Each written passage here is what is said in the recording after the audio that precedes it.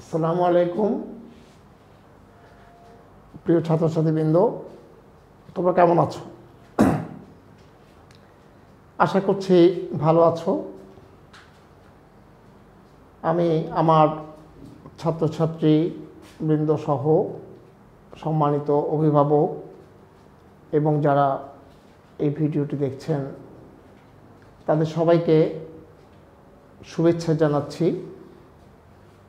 আমি মোহাম্মদ আজিমউদ্দিন, সহকারী অধ্যাপক, প্রাণীবিজ্ঞান বিভাগ, কর্ণফুলী সরকারি কলেজ, কাপ্তাই, রাঙামাটি, পার্বত্য জেলা। এই ক্লাসটি মূলত সাজানো হয়েছে একাদশ এবং দ্বাদশ শ্রেণীর জন্য। আজকে আমাদের বায়োলজি সেকেন্ড পার্ট অর্থাৎ দ্বিতীয় পত্রের প্রথম অধ্যায় চ্যাপ্টার 1 নিয়ে আমরা আলোচনা শুরু করতে চাচ্ছি। যারা একাদশ শ্রেণীতে ভর্তি হয়েছ তাদের জন্য আমরা গত ক্লাসেই জীববিজ্ঞান প্রথম পত্রের প্রথম অধ্যায় শেষ করতে পেরেছি। সেটি অনেক বড় চ্যাপ্টার ছিল। তাদের জন্য আজই সেকেন্ড পেপার আমরা যাত্রা করলাম। তো তোমরা মনোযোগ দিয়ে শুনবে এবং বোঝার চেষ্টা করবে। ফার্স্ট পেপার থেকে আমরা যে তোমার চ্যাপ্টার 1 থেকে যে বিষয়টা আমরা আলোচনা করব তার আগে তোমরা বোর্ডে দেখে নাও, অনেকগুলো নাম আছে। তো এদের মধ্যে কোনোটি তোমাদের পরিচিত, আবার কোনোটি হয়তো অপরিচিত হতে পারে, তবে সবটাই পরিচিত হওয়ার সম্ভাবনা বেশি। অ্যামিবা এটা সবচেয়ে বেশি তোমরা জানো। স্পঞ্জিলা, স্পঞ্জ অর্থাৎ তোমার পরিফেরা একটা পর্বের নাম আমরা জানি, সেই পর্বে অন্তর্ভুক্ত প্রাণী। হাইড্রা একটা ভিন্ন পর্বের প্রাণী। লোয়া এটা হচ্ছে চোখের কৃমি, এটা প্রাণীটা তেলাপোকা। পাইলা হচ্ছে শামুক। অ্যাস্ট্রালিয়াস হচ্ছে সমুদ্র তারা, যেটাকে আমরা তারা মাছ হিসাবে চিনি। হোমোসেপিয়েন্স এটা সবাই জানো যে মানুষের বৈজ্ঞানিক নাম হোমোসেপিয়েন্স। তার মানে আমরা এখানে অ্যামিবা, স্পঞ্জিলা, হাইড্রা, চোখের কৃমি, তেলাপোকা, শামুক, সমুদ্র তারা এবং মানুষ সম্পর্কে তাদের বৈজ্ঞানিক নাম লিখলাম। এখানে আমরা জেনাস উল্লেখ করেছি, এখানে মানুষেরটা স্পেশালি স উল্লেখ করেছি। সেটি খুব গুরুত্বপূর্ণ বিষয় নয়। বিষয় হচ্ছে এখানে আমরা বিভিন্ন টাইপের প্রাণীর নাম লিখেছি, যারা অবশ্যই ভিন্ন ভিন্ন বা বৈসাদৃশ্য প্রদর্শন করে। তাহলে এখান থেকে তোমরা একটু বুঝে নাও যে আমরা আজকের আলোচ্য বিষয়টা কি। এখানে যেহেতু এরা ভিন্ন ভিন্ন শ্রেণীভুক্ত, ভিন্ন ভিন্ন গোষ্ঠীভুক্ত, আর সে কারণে আজকে আলোচ্য বিষয় বা আজকের টপিকস হচ্ছে ক্লাসিফিকেশন বা শ্রেণীবিন্যাস। আজকের ক্লাস থেকে আমরা যে বিষয়গুলো জানতে পাবো সেটি হচ্ছে শ্রেণীবিন্যাস কাকে বলে, এটি জানতে পাবো। শ্রেণীবিন্যাসের এককগুলো কি কি সেটি জানতে পাবো। প্রজাতি কাকে বলে জানতে পারবো। এবং আমাদের পর্ব, যে প্রধান পর্বগুলো আছে, 9টি প্রধান পর্বের নাম এবং বৈশিষ্ট্য, বৈজ্ঞানিক নাম সম্পর্কে আমরা জানতে পারবো। তো আমরা শুরু করতে পারি যে আজকের আলোচ্য বিষয় ক্লাসিফিকেশন। প্রথমেই আমরা জেনে নিই যে শ্রেণীবিন্যাস বা ক্লাসিফিকেশন কাকে বলে। এই যে এতগুলো প্রাণীর নাম তোমরা দেখতে পাচ্ছ, এই প্রাণীগুলো ভিন্ন ভিন্ন গোষ্ঠীভুক্ত। তো সেই জন্য এদেরকে ভিন্ন ভিন্ন গোষ্ঠীভুক্ত করা হয় কেন? তাদের চারিত্রিক বৈশিষ্ট্যের বা অঙ্গসংস্থানিক বৈশিষ্ট্যের পার্থক্যের কারণেই তাদেরকে ভিন্ন ভিন্ন গোষ্ঠীভুক্ত করা হয়। তাহলে আমরা এটিকে যদি সাজিয়ে বলি যে শ্রেণীবিন্যাস কাকে বলে, তাহলে বলতে পারি যে বিশাল প্রাণী জগতের বিভিন্ন সদস্যদেরকে তাদের অঙ্গসংস্থানিক বৈশিষ্ট্যের সাদৃশ্য ও বৈসাদৃশ্যের ভিত্তিতে ভিন্ন ভিন্ন একক, যেমন পর্ব, শ্রেণী, বর্গ, গোত্র, গণ, প্রজাতি ইত্যাদি এককে বিন্যস্ত করার সুসংগঠিত এবং অবিচ্ছিন্ন পদ্ধতিকেই শ্রেণীবিন্যাস বলে। আমি আবার বলছি যে বিশাল প্রাণী জগতের বিভিন্ন সদস্যদেরকে তাদের অঙ্গসংস্থানিক বৈশিষ্ট্যের সাদৃশ্য এবং বৈসাদৃশ্যের ভিত্তিতে বিভিন্ন একক যেমন পর্ব, শ্রেণী, বর্গ, গোত্র, গণ এবং প্রজাতি ইত্যাদিতে বিন্যস্ত করার সুসংগঠিত এবং অবিচ্ছিন্ন পদ্ধতিকেই শ্রেণীবিন্যাস বলে। এবারে আসা যাক যে শ্রেণীবিন্যাসের এককগুলো কী কী। শ্রেণীবিন্যাসের প্রধান এককগুলো হচ্ছে পর্ব, শ্রেণী, বর্গ, গোত্র, গণ এবং প্রজাতি। তবে প্রথমে কিংডম লিখতে পারো। তাহলে প্রধান পর্ব প্রধান একক বলতে আমরা সাধারণত 6টি একককেই বুঝি পর্ব থেকে। তবে এমনিতে এককগুলো কি কি বললে আমরা প্রথমে কিংডম থেকে শুরু করতে হবে, অর্থাৎ প্রাণী জগৎ বা অ্যানিম্যাল কিংডম, তারপর হচ্ছে ফাইলাম বা শ্রেণী, পর্ব, ফাইলাম বা পর্ব, ক্লাস বা শ্রেণী, এবং অর্ডার বা বর্গ, এবং বর্গ, গোত্র বা ফ্যামিলি, জেনাস বা গণ, এবং স্পেসিস প্রজাতি। অর্থাৎ পর্ব, কিংডম বা জগৎ, পর্ব, শ্রেণী, বর্গ, গোত্র, গণ এবং প্রজাতি, এই 7টি একক আমরা বলতে পারি। তবে প্রধান একক বলা হলে পর্ব, শ্রেণী, বর্গ, গোত্র, গণ এবং প্রজাতি, এই 6টি একককেই প্রধান একক হিসাবে বিবেচনা করা হয়। তাহলে এখন আসো যে এই এককগুলো আমরা এখানে লেখার একটা স্টাইল আছে, সেই স্টাইল আমাদেরকে ফলো করতে হবে। সেটি হচ্ছে শ্রেণীবিন্যাসের স্টাইল। অর্থাৎ এটি ফলো করতে পারলে ভালো, আর না করলে বড় ধরনের ক্ষতি নেই, নাম্বার খুব বেশি কাটা যাবে না। তবু চেষ্টা করব আমরা এটি ফলো করা। যেমন শ্রেণীবিন্যাসের এককগুলো হচ্ছে, আমরা এভাবে লিখতে পারি একটু বাঁকা করে ডান দিকে। যেমন প্রথম একক যেটা যদি বলি আমরা কিংডম, অর্থাৎ প্রাণী জগৎ, অ্যানিমেল কিংডম প্রাণী জগৎ বা রাজ্য। তারপর হচ্ছে ফাইলাম বা পর্ব, এরপর হচ্ছে class, order, family, genus, species. তাহলে কিংডম, ফাইলাম, ক্লাস, অর্ডার, ফ্যামিলি এবং জেনাস এবং স্পেসিস, এই 7টি প্রধান এককে ভাগ করা যায়। তাহলে এইগুলো হচ্ছে শ্রেণীবিন্যাসের একক। এরপর আমরা বলতে পারি যে আমাদের পরবর্তী আলোচনা হচ্ছে প্রজাতি বা স্পেসিস। স্পেসিস কাকে বলে?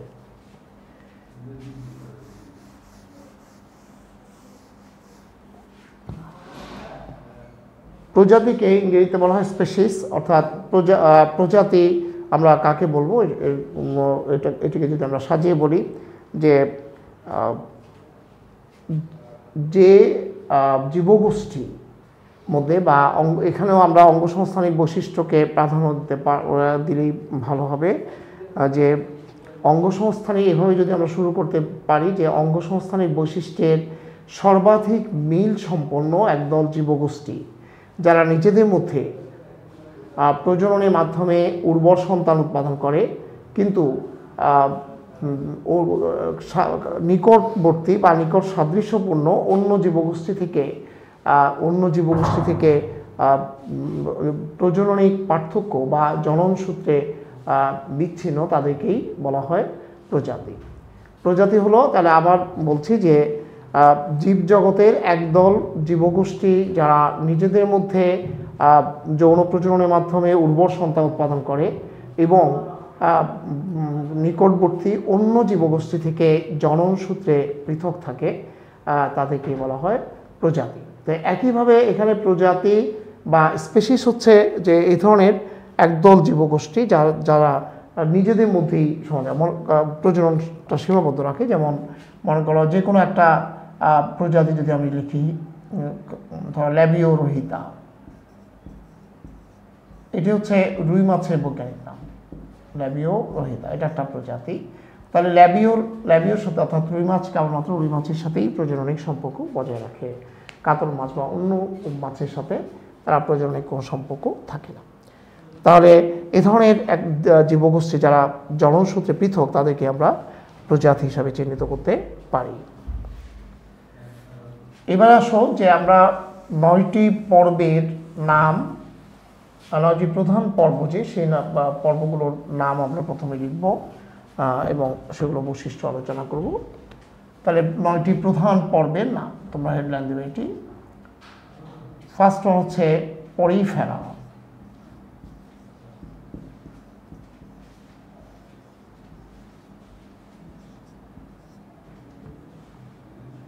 Platyhelminthes,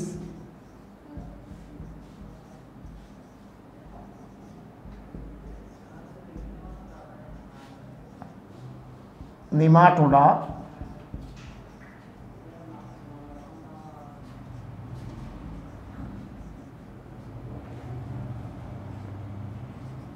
mollusca,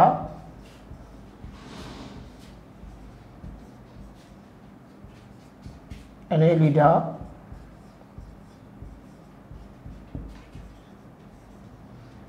arthropoda,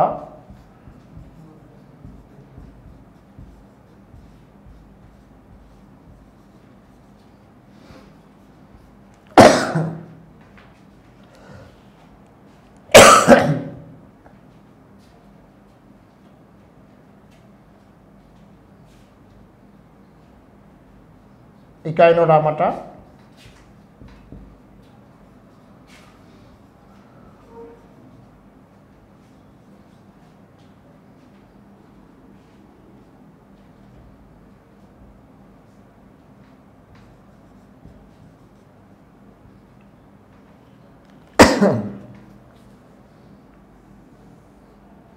serial number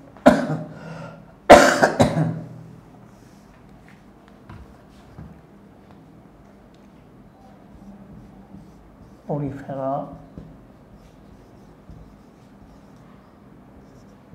Cnidaria,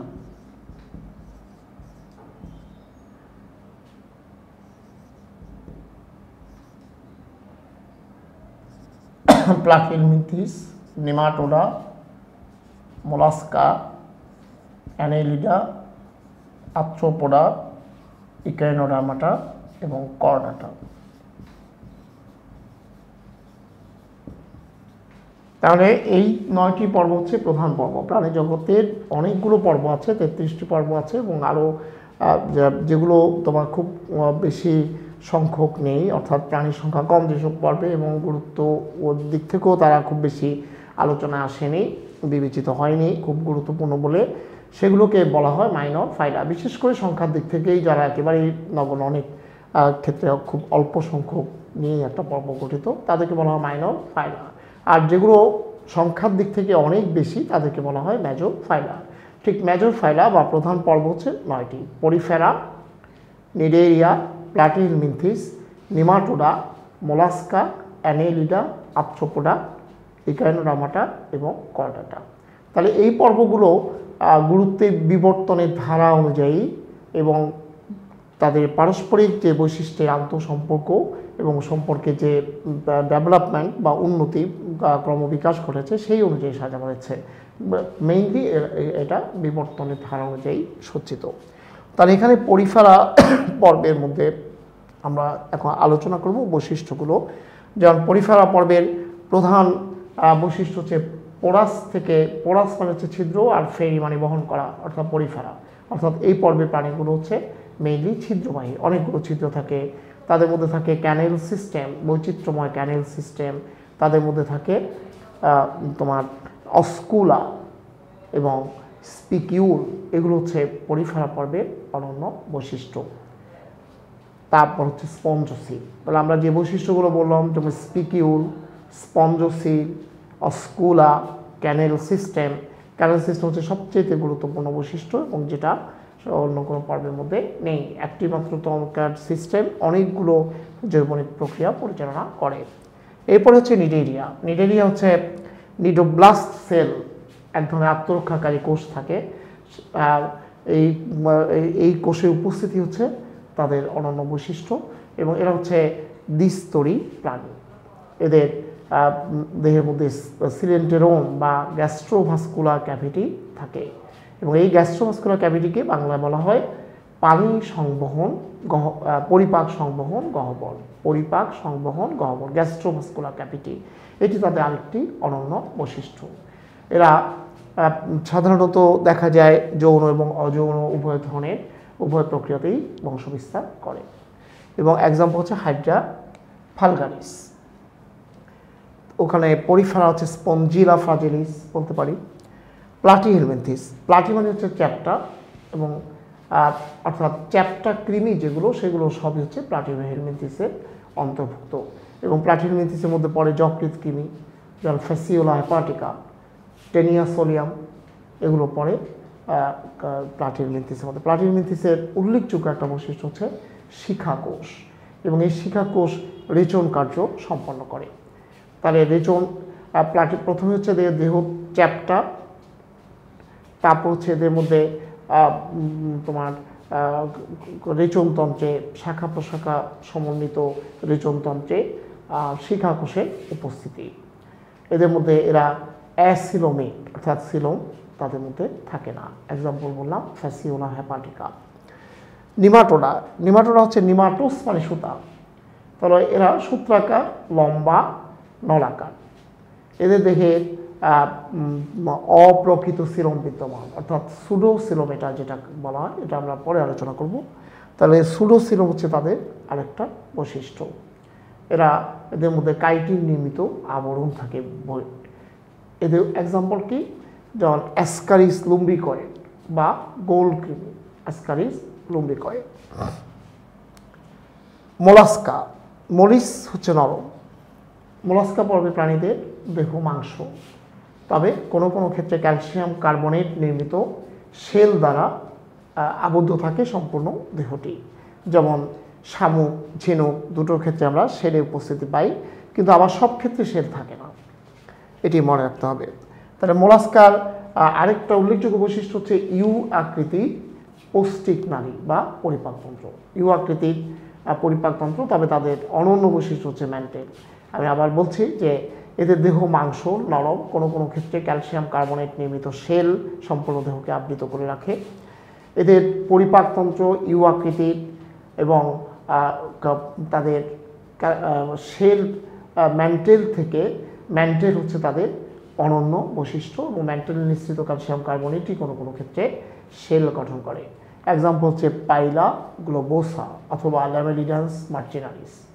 পাইলা গ্লোবোসা হচ্ছে শামুক, ল্যামেলিডান্স মার্জিনালিস হচ্ছে ঝিনুক। এরপর হচ্ছে অ্যানেলিডা, অ্যানুলাস থেকে অ্যানেলিডা, অ্যানুলাস মানে রিং। এই পর্বে প্রাণীদের একটা বৈশিষ্ট্য হচ্ছে এরা নলাকার এবং খণ্ডকায়িত, বিভিন্ন খণ্ডকে বিভক্ত। আবার খণ্ডকগুলো আলাদা করলে এক একটা রিং বা আংটির মতো দেখায়, যেমন কিছুর মধ্যে আমরা সেটা দেখতে পাই, যেটা বাইর থেকে খণ্ডাংশগুলো গণনা করা যায়। এদের প্রধান রেচনাঙ্গ হচ্ছে নেফ্রিডিয়া, নেফ্রিডিয়া তাদের প্রধান রেচনাঙ্গ। তাহলে দেখো একটার সাথে একটা মিললে, প্লাটিহেলমিনথিসে হচ্ছে রেচনাঙ্গ শিখাকোষ, এখানে রেচনাঙ্গ হচ্ছে নেফ্রিডিয়া। তাহলে এদের ক্ষেত্রে সিটা, প্যারাপোডিয়া এগুলো তোমার চলন অঙ্গ হিসাবে কাজ করে। এরা প্রকৃত সিলোমবাহী। তাহলে আমরা কি বললাম, যে এদের দেহ নলাকার এবং তাদের দেহ খণ্ডকায়িত, আবার খণ্ডকগুলো রিং আকৃতির, বাইর থেকেই যেগুলো স্পষ্টভাবে দেখা যায়। এরা সিলোমেট অর্থাৎ প্রকৃত সিলোমবাহী। তাদের ক্ষেত্রে রেচন অঙ্গ হিসাবে প্রধানত নেফ্রিডিয়া উপস্থিতি। সিটি তাদের প্রধান চলন, সিটি প্যারাপোডিয়া, কারো কারো ক্ষেত্রে প্যারাপোডিয়া, কারো কারো ক্ষেত্রে সিটি। এক্সাম্পল কি, এক্সাম্পল হচ্ছে ফ্যারেটিমা পোস্থুমা। তারপর আসো আর্থ্রোপোডা। আর্থ্রোস মানে পোডা মানে পা, আর্থ্রোস মানে সংযুক্ত বা সন্ধিপদী। এদিকে বলা হয় এরা সন্ধিপদী প্রাণী। এদের দেখে বৈচিত্র্যময় হিমোসিল উপস্থিতি, অর্থাৎ রক্তপূর্ণ গহ্বর থাকে। এদেরকে মেইনলি বলা হয় জয়েন্ট ফুটেড অ্যানিমেল, তারপর হিমোসিল তাদের একটা অনন্য বৈশিষ্ট্য। তার সাথে রিলেটেড আরেকটা বৈশিষ্ট্য হচ্ছে ওপেন টাইপ সার্কুলেশন বা ওপেন টাইপ সার্কুলেটরি সিস্টেম, উন্মুক্ত রক্ত সংবহন তন্ত্র। আমরা পরে উন্মুক্ত রক্ত সংবহন তন্ত্র বা ওপেন টাইপ সার্কুলেটরি সিস্টেম কিংবা ওপেন টাইপ সার্কুলেশন সম্পর্কে পড়ব এবং জানতে পারবো। তো এটি তাদের একটা অনন্য বৈশিষ্ট্য। তাহলে এখানে কি কি বললাম, এরা সংযুক্ত পদী প্রাণী, এদের দেখে হিমোসিল থাকে, এদের রক্ত সংবহন তন্ত্র উন্মুক্ত ধরনের এবং রেচনতন্ত্র হচ্ছে প্রধান রেচনাঙ্গ হচ্ছে ম্যালপিজিয়ান নালিকা, তবে গ্রিন গ্ল্যান্ড আরেকটা রেচনাঙ্গ হিসাবে কাজ করে। ইকাইনোডার্মাটা ইকাইনোডার্মাটা হচ্ছে ইকাইনোস থেকে ইকাইনোস আডামার, অর্থাৎ এরা হচ্ছে কণ্টকত্বকী প্রাণী, তাদের ত্বক কণ্টক আবরণে আবৃত থাকে। এদের প্রধান একটা আকর্ষণীয় বৈশিষ্ট্য হচ্ছে ওয়াটার ভাস্কুলার সিস্টেম, অর্থাৎ পানি সংবহন তন্ত্র। আমরা এখানে পেয়েছিলাম পরিফেরার ক্ষেত্রে পেয়েছিলাম ক্যানেল সিস্টেম, তারপরে নিডেরিয়ার ক্ষেত্রে পেয়েছিলাম পরিপাক সংবহন গহ্বর, অর্থাৎ গ্যাস্ট্রোভাস্কুলার ক্যাভিটি বা সিলেন্টেরন। আর এখানে পাচ্ছি ওয়াটার ভাস্কুলার সিস্টেম বা পানি সংবহন তন্ত্র। তাহলে এই পানি সংবহন তন্ত্র শুধুমাত্র ইকাইনোডার্মাটা পর্বেরই অনন্য বৈশিষ্ট্য। এবং এই ইকাইনোডার্মাটা পর্বের মধ্যেই পরে আমরা যেটাকে বলি তারা মাছ, এটি আসলে শুদ্ধ নয়, এটা হচ্ছে সমুদ্র তারা, কারণ যেহেতু মাছ নয়। তাহলে এদের বৈশিষ্ট্য কী কী, এরা কণ্টকত্বকী, তাদের মধ্যে বৈচিত্র্যময় পানি সংবহন তন্ত্র বিদ্যমান, এদের তোমার টিউব ফিট চলনাঙ্গ হিসাবে কাজ করে। পেডিসেলারিয়া আরেকটি বৈশিষ্ট্য তাদের। আর এদের দেহটা ওরাল অ্যান্ড অ্যাবোরাল সারফেসে বিভক্ত, অর্থাৎ পরাং মুখ অঞ্চল, অ্যাবোরাল সারফেসকে বলা হয়, মানে বা মৌখিক এবং বিমৌখিক অঞ্চলও বলা হয় বাংলাতে। ওরাল এবং অ্যাবোরাল সারফেসে বিভক্ত। এক্সাম্পল হচ্ছে অ্যাস্টারিয়াস, রুবেন্স অথবা অ্যাস্ট্রোপ্যাকটেন, ইরেগুলারিস। এবার আসো কর্ডাটা। কর্ডাটা পর্ব হচ্ছে সবচেয়ে develop highly specialised form, structurally they are exclusive characters are present here. তো এখানে আমরা কর্ডাটার মধ্যে যেটা দেখতে পাবো যে প্রাণী জগতের মানে সবচেয়ে ডেভেলপমেন্ট, সবচেয়ে বিকাশ এখানেই ঘটেছে। তো কর্ডাটা পর্বের তিনটা অনন্য বৈশিষ্ট্য সবসময় মনে রাখবে যে জীবনের যে কোনো পর্যায়ে নটোকর্ডের উপস্থিতি, পৃষ্ঠ মধ্য রেখা বরাবর নটোকর্ডের উপস্থিতি। তাহলে জীবনের যে কোনো পর্যায়ে দেহের পৃষ্ঠ মধ্য রেখা বরাবর নটোকর্ডের উপস্থিতি, গলবিলীয় ফুলকারন্ধ্রের উপস্থিতি, স্নায়ুরজ্জুর উপস্থিতি, যে এইটাকে সংক্ষেপে বলা হয় কর্ডাটা পর্বকে লিখতে গেলে এই তিনটা বৈশিষ্ট্যকে স্পেশালি এভাবে লেখা হয় নটোকর্ড, মানে একদম সংক্ষেপে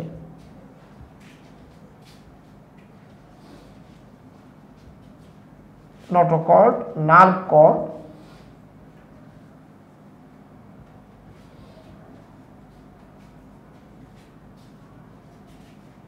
গিল স্লিপস,